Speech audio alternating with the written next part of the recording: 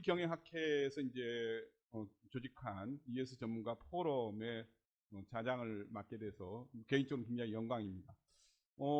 우리 뭐 사실은 지금 현재 줌에 링크돼서 포럼에 참여하고 있는 공공기관에 재직하고 계시는 여러 직원분들께서는 뭐 잘 알다시피 그동안에 한국공기업학회에서도 뭐 ES 경영 관련된 이런 주제로 뭐 학회를 개최하곤 했습니다만은 어떻게 보면은 ES 경영에 대해서 보다 전문적인 보면 학술 단체라고 할 수 있는 한국 윤리경영학회에서 ES 전문가 포럼을 이렇게 조직해서 이게 이례적인 운영이 아니라 상설 운영 체계를 구축해서 공공기관을 도와주겠다라고 이렇게 해서 나선 것은 굉장히 저는 고무적인 것이다 라고 이렇게 생각을 하고 있습니다. 오늘 아마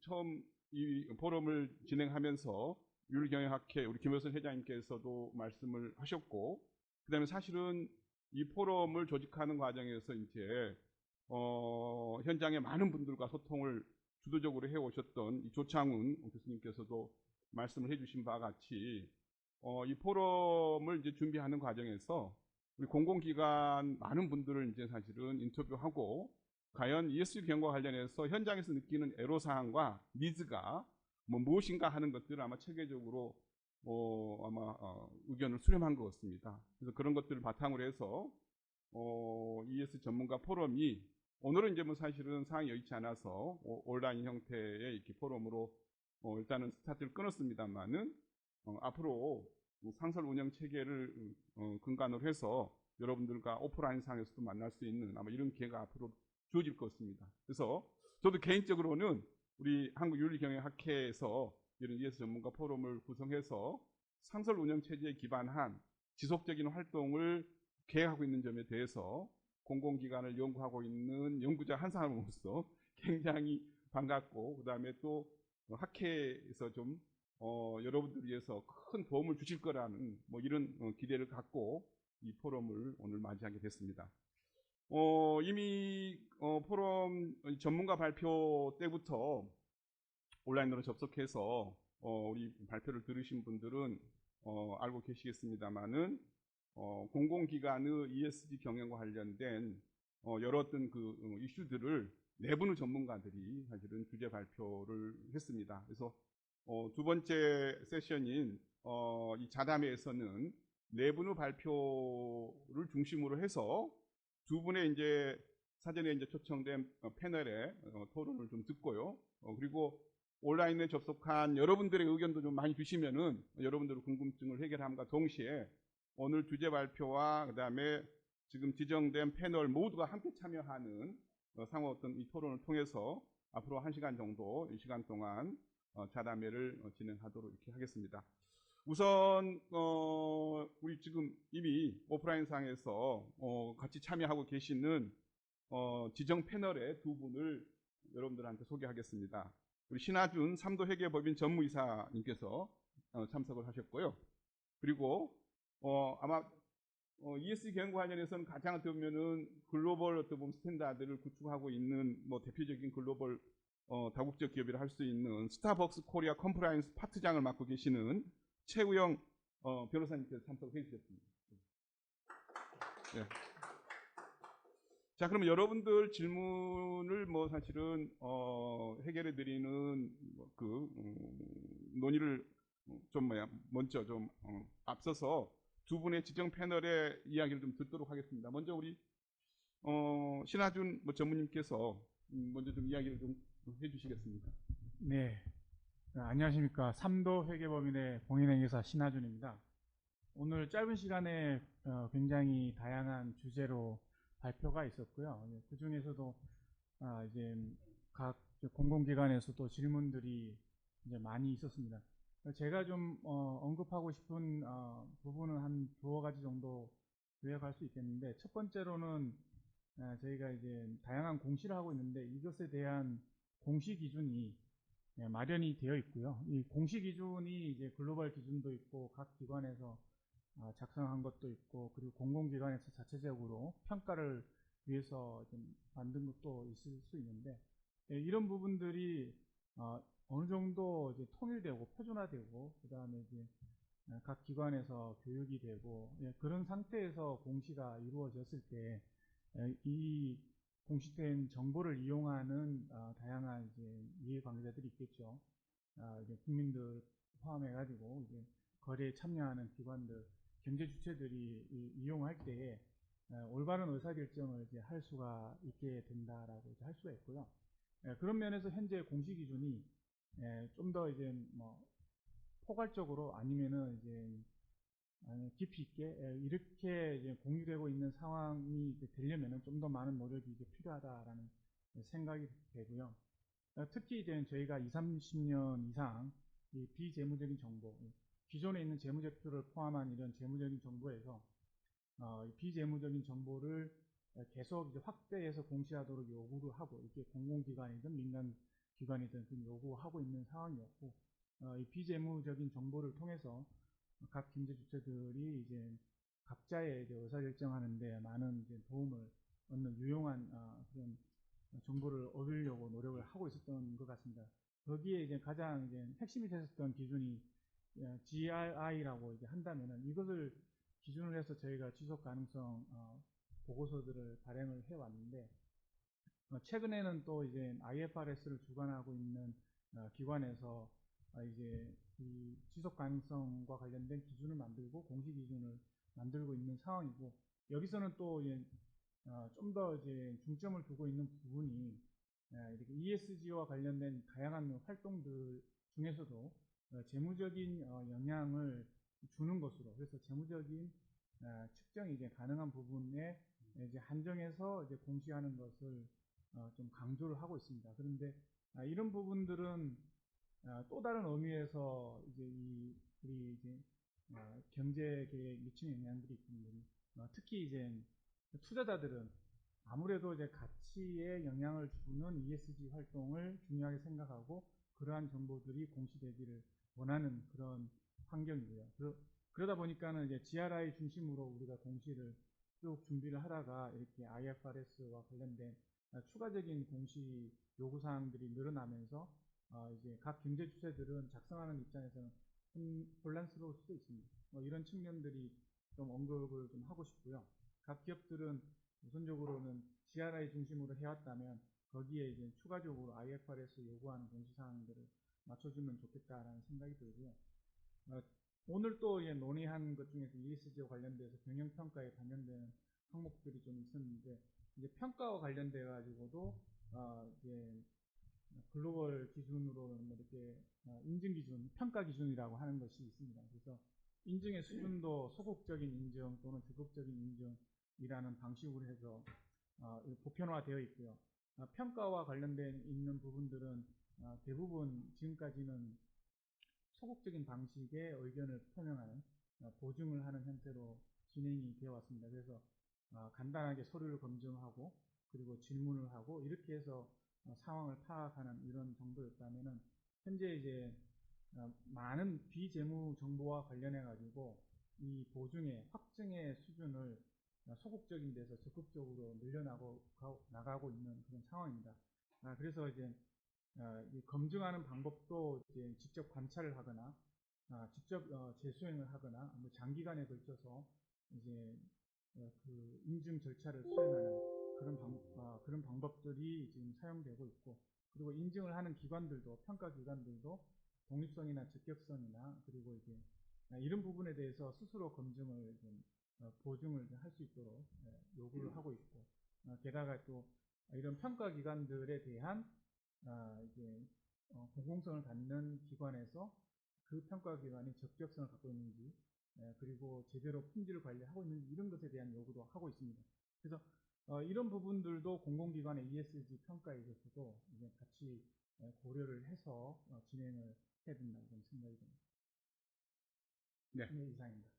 네, 고맙습니다. 그 신하준 전무님께서는 이제 아까 우리 이태호 우리 교수님께서는 공공기관 ESG 경영을 제대로 하기 위해서는 평가 지표를 전면적으로 좀 개편해야 된다 이런 말씀을 해주셨습니다만은 우리 신전무님께서는 공시 기준의 합리화도 공공기관 ESG 경영을 촉진하는 데 굉장히 중요하다라는 의미를 아마 이렇게 해주신 것 같습니다. 사실은 이제 뭐 공공기관 경영평가의 영향이 워낙 이제 막중하기 때문에 이 평가 지표로 ESG 관련된 지표들이 얼만큼 반영되어 있느냐 하는 것이 공공기관 ESG 경영을 촉진하는 데 굉장히 뭐 중요한 영향 요인으로 작용하겠습니다만은, 사실은 공공기관은 공원법에 의해서 그 의무 공시 제도를 적용받고 있지 않습니까? 그렇기 때문에 사실은 이 의무 공시 46개 항목 중에서 ES 경영 공시 관련된 항목이 몇 개나 이제 사실은 포함되어 있느냐, 그리고 ES 공시 항목이 얼만큼 제대로 이제 설정되어 있느냐 하는 것도 공공기관의 ES 경영을 올바른 방향으로 이끌어갈 수 있느냐 하는 이런 관점에서 굉장히 아마 중요한 요소가 될 수 있는데, 아마 그런 관점에서 우리 신전무님께서는 공시 기준을 이제 합리적으로 정비하는 작업과 아울러서 우리 ES 경영 관련된 의무 공시 항목 중에 보면은 ES 경영 활동을 이제 공시하는 게 이제 올해 새로 들어왔지 않습니까? 그렇기 때문에 ES 경영 보고서를 작성하는 과정에서 글로벌 스탠다드를 이제 어떻게 적용할 것인가 하는 뭐 이런 중요한 말씀을 함께 해주신 것 같습니다. 자, 이어서 아마 우리 최우영 변호사님께서도 우리 공공기관에 대해서 뭐 좀 조언을 해줄 수 있는 많은 아마 통찰력이 있으실 것 같은데 이어서 우리 최우영 변호사님 지금 부탁을 드리겠습니다.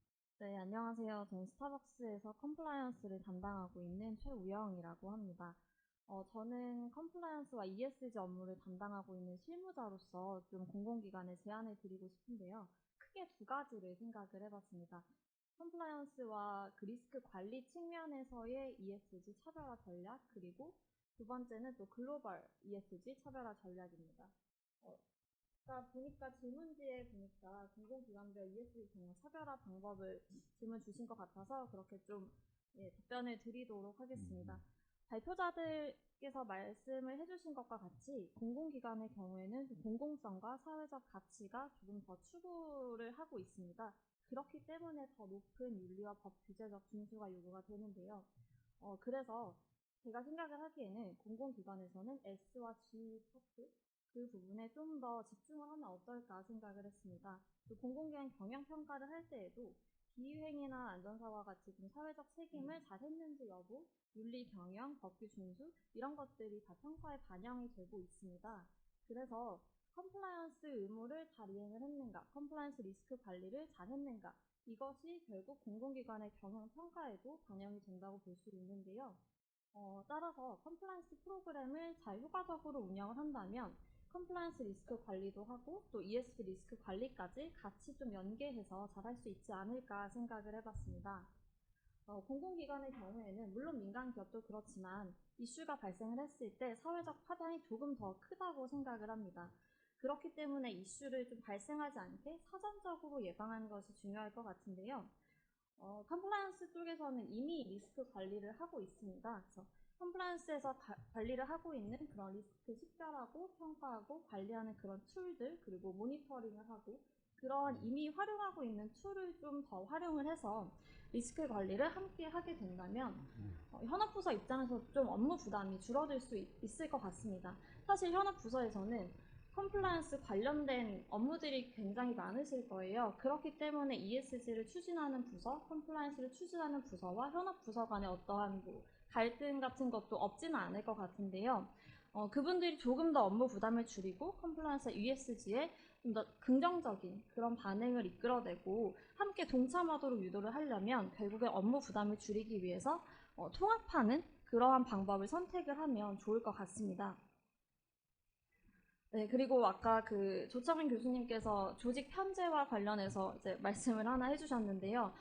여기에 대해서는 제가 물론 컴플라이언스 부서에 소속되어 있기도 하지만 말씀을 드리면 ESG 경영이 산발적으로 운영이 되다 보면은 조직 간의 그런 갈등이라든가 목표 설정이나 실행을 할 때 좀 혼선이라든가 어려움이 있을 수가 있습니다. 그렇기 때문에 객관적이고 효율적인 기획을 위해서 컨트롤 타워가 있어야 좀 더 효율적으로 진행을 할 수 있을 것 같은데요.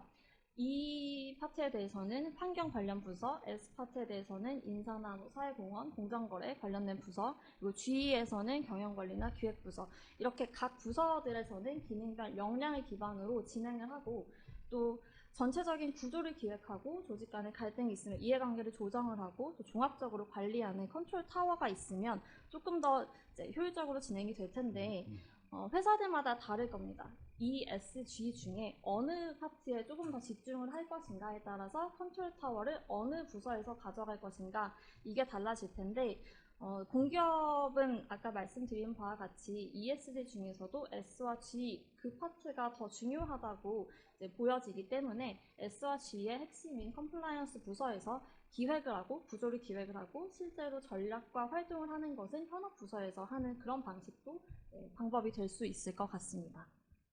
일단은 지금 차별화 전략은 여기까지 하고 나머지 부분들에 대해서도 또 답변을 드리도록 하겠습니다.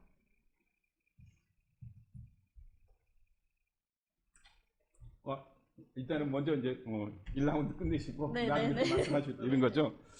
예, 굉장히 뭐 중요한 말씀을 해주셨어요. 사실은 이제 우리 공공기관의 ESG 경영이 이제 민간 기업의 ESG 경영과 어떤 점에서 이제 차이가 있느냐 하는 것이 어떻게 보면은 오늘 논의의 이제 출발점일 수도 있고 앞으로 우리 한국윤리경영학회에서 이 ESG 전문가 포럼을 이제 상설 체제로 운영하는 과정에서 계속 아마 그 부분을 좀 규명해 줘야 될 뭐 중요한 포인트 중에 하나인데. 우리 최우영 변호사님께서 이제 그 부분과 관련해서 공공기관은 ESG 중에서 S와 G에 대한 리스크의 영향이 굉장히 크기 때문에 이제 그 부분에 포커스를 맞춰서 이제 사실은 ESG 경영을 좀 해나가면 좋겠다라는 이런 아마 중요한 말씀을 좀 해주신 거고, 그다음에 그런 관점에서 이제 컴플라이언스 리스크 관리와 그다음에 ESG 리스크 관리를 연계 통합해서 리스크 관리를 좀 해나가는 것이 효과적이지 않겠는가 하는 말씀과 아울러서. 굉장히 논쟁적인 아마 이슈로 아마 부각이 되는 것 같은데요. 우리 조창훈 교수님이 이제 말씀해주신 ESG 조직 편제와 관련해서 공공기관은 어느 부서에서 지금 사실은 ESG 경영의 컨트롤 타워 역할 내지는 전담 부서 역할을 해줘야 될 거냐 하는 것 관련해서 두 분이 지금 다른 견해를 말씀해 주셨어요. 저는 또 다른 견해를 가지고 있습니다. 그래서 아마 공공기관 내에서 지금 아마 우리 지금 온라인 통해서 이 포럼을 지켜보고 있는 공공기관에 지금 아마 우리 직원분들께서도 아마 그런 고민을 할 건데, 지금 우리 공공기관의 ESG 경영이 한 3년 정도 지금 본격적으로 진행이 되어 왔는데 이걸 앞으로 이제 심화시키고 그다음에 전사 경영 전략에 통합시키는 이런 어떤 그 전환 과정에서 과연 ESG 경영 컨트롤 타워 역할을 어느 부서에서 어떻게 수행할 거냐 하는 이런 고민을 지금 다 같이 아마 하고 있을 것이고요. 이걸 아마 해결하는 방법을 찾을 고민을 아마 할 건데, 오늘 우리 포럼에서도 굉장히 지금 다른 의견들이 전문가들 사이에서 지금 나왔습니다. 그래서 아마 이 부분에 관한 이야기를 조금은 결론을 좀 오늘 도출해내는 작업을 해야 되지 않을까 하는 생각이 들기 때문에 이 관련된 발제를 하신 우리 조창훈 교수님께서도 우리 최 변호사님 말씀을 같이 좀 고려해서 공공기관의 바람직한 ESG 경영에 대한 컨트롤 타워 조직 모델을 좀 다시 한번 정리해 주셨으면 좋을 것 같고요. 이 부분에 대해서 우리 김효선 회장님께서도 뭔가 좋은 의견이 있을 수도 있으실 것 같으니까 나중에 오늘 지금 우리 포럼의 큰 쟁점 이슈로 떠오른 이 부분에 관해서 좀 한번 생각을 좀 정리해 주셨다가 나중에 좀 좋은 말씀을 해주시면 아마 좋을 것 같습니다. 자, 그러면 일단은 뭐 두 분의 이 지정 패널에 대한 토론은 방금 끝났습니다.